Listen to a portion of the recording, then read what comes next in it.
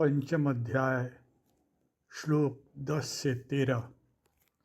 पिछले श्लोक में श्री भगवान ने बतलाया कि ज्ञान योगी मानता है वह कुछ नहीं करता, बल्कि सारी क्रियाएं इंद्रियों के अपने अपने अर्थ में वर्तने के कारण होती है। परंतु जिसका देहाभिमान नहीं छूटा है उसके लिए यह साधन कठिन है तथा निष्काम कर्म योग सुगम है।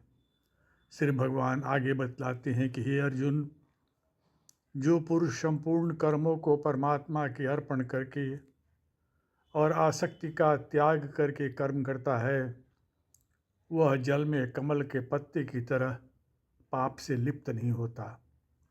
ऐसा कर्मयोगी आसक्ति का त्याग करके ममता रहित होकर केवल इंद्रियां, शरीर, मन और बुद्धि के द्वारा अंतःकरण की शुद्धि के लिए ही कर्म करता है। यानी निष्काम कर्मयोगी साधक शरीर, इंद्रियां, मन, बुद्धि को अपना तथा अपने लिए न मानते हुए प्रत्युत संसार का तथा संसार के लिए मानते हुए ही कर्म करता है। इस प्रकार कर्म करते करते क्रमशः ममता का अभाव हो जाता है, जिसके फलस्वरूप अंतःकरण पवित्र हो जाता है। अगले श्लोक में श्री भगवान कहते हैं, निष्काम कर्मयोगी कर्म के फल को ईश्वर अर्पण कर शांति को प्राप्त होता है, परंतु सकाम मनुष्य कामना के कारण फल में आसक्त होकर बंध जाता है। तात्पर्य यह है कि कर्म नहीं बांधते, प्रत्युत कर्म फल की इच्छा बांधने वाली होती है। कर्म न तो बांधते हैं न मुक्त ही करते हैं। कर्मों में सकाम भाव बांधने वाला और निष्काम भाव मुक्त करने वाला होता है।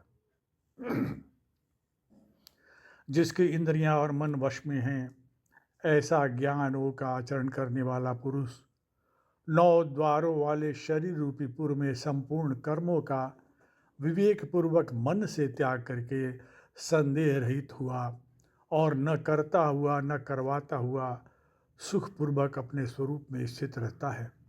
भाव यह है कि प्रकृति के साथ अपना संबंध जोड़ने से जीव प्रकृति के गुणों के अधीन हो जाता है और प्रकृति में होने वाली क्रियाओं का कर्ता बन जाता है। परंतु जब जीव प्रकृति के साथ माने हुए संबंध को मिटा देता है, तब वह स्वाधीन हो जाता है तथा तब वह किसी भी क्रिया का कर्ता नहीं बनता। हरि ओम तत्सत।